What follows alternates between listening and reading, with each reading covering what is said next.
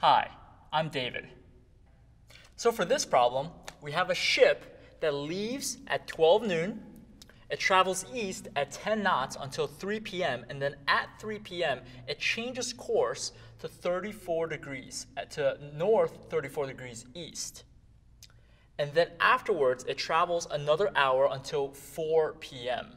And at that point, the ship stops, and the question is, what is the bearing and distance of this ship by the time it travels there? So let's draw this out. I think it might make more sense if we were to actually draw it. So remember that knots just means nautical miles per hour. So if it leaves at 12 and it goes east at 10 knots until 3, that means by 3 p.m., we would have went 30 nautical miles because this is 10 nautical miles per hour. For 3 hours, that would be 30 nautical miles from 12 noon to 3. So essentially, the boat is doing something like this, right? So here we have about 30 nautical miles. And then once the boat reaches here at 3 o'clock, it then shifts direction to north 34 degrees east. So what does that mean? That means if there was, let's say, this line showing us the northern direction, it goes 34 degrees east of that, meaning this right here is 34 degrees until it ends up right around here. And they're asking us, by the time it reaches this end, what is the distance from where it started to where it is now? And also, what is the actual bearing of it, right? So the way we solve this, we want to form some triangles, right? So right off the bat, just by looking at it, we'll see that it forms a triangle right here, right? And here it forms another right triangle, right? So we can use some of our trigonometry skills to figure out what this distance is. So let's do this one step at a time.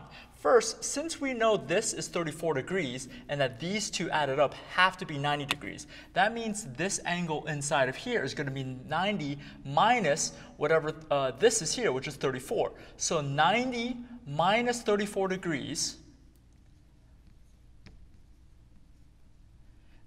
is 56 degrees. So it's 56 degrees right here.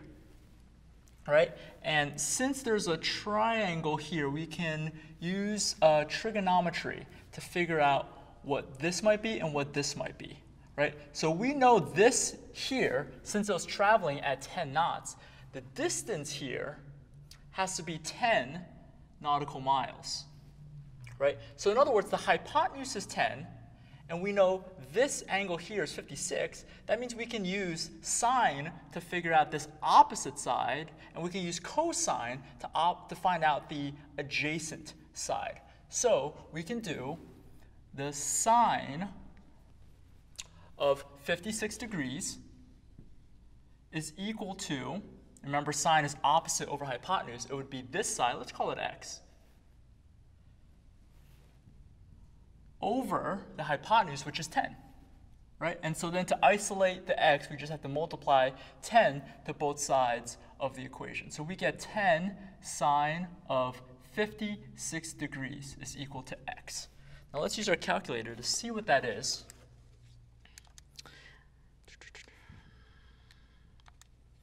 And remember to switch your calculator to degrees mode, just in case your calculator was in radians before, because we're working with degrees right now. So we're doing 10 times sine of 56 degrees, and that should give us roughly 8.29, meaning x here, this distance is 8.29 nautical miles. Let's do it again for cosine to find this distance here. Let's call this y. Right? It's the same idea. So then the cosine of 56 degrees is equal to y over the hypotenuse, which is 10. And again, we could multiply 10 to both sides to isolate the y. That gives us 10 cosine of 56 degrees equals y. And that is equal to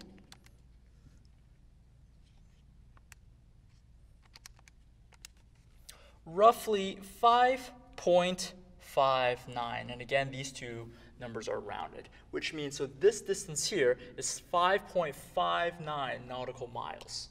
So now that we know that, that means we know the entire horizontal distance would have to be 30 plus the 5.59 in order for this to add up to whatever the total horizontal distance is, right? So that means 30 plus y, that would be 35 right here. This whole thing here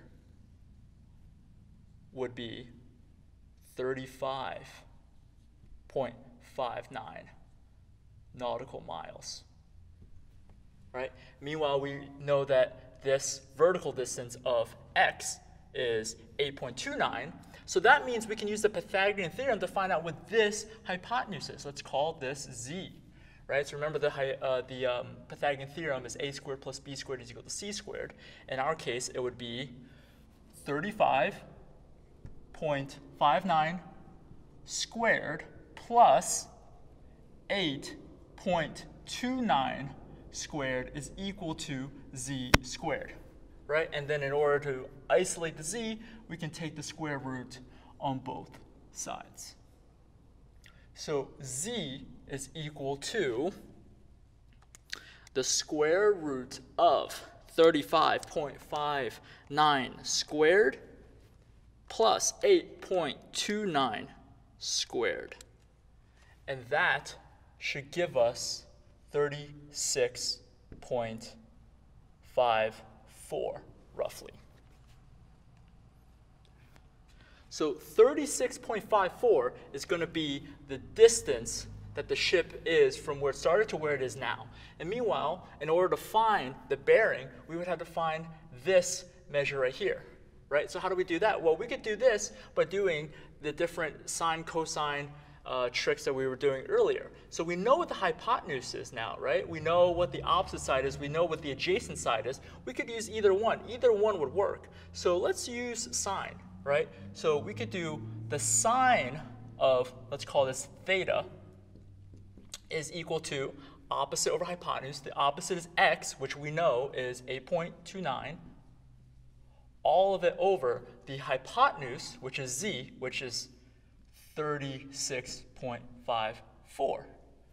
So then to solve for theta, we have to do the inverse sine on both sides. We have to do the arc sine of both sides, right? So then that leaves us with theta equals the inverse sine of 8.29 over 36.54. Right? Because remember, in order to isolate anything inside of sine or cosine or tangent, we want to do the inverse operation of that. And the inverse of sine is the inverse of sine, right? And if we do it to one side, we have to do it to the other side. That's why on this side it disappears, and on this side it just becomes the inverse sine of this fraction. So what is that? Let's do it on our calculators. The inverse sine of 8.29 divided by 36.54 is roughly 13.11 degrees, meaning this angle here is 13.11 degrees, but they probably want it in this format, right? So in order to change it to that format, remember, we could draw a vertical line here and just figure out what this angle measure is, right? Whatever this thing right here is going to be the complementary angle to whatever this is, right? Because it has to add up to 90. So if this is 13.11, then this would have to be 90 minus 13.11, which is equal to roughly 76.89, meaning the final answer here that this measure would be north 76.89 degrees east. That would be the bearings of where the ship ends up after traveling this distance. And that is how you solve this problem. Thank you.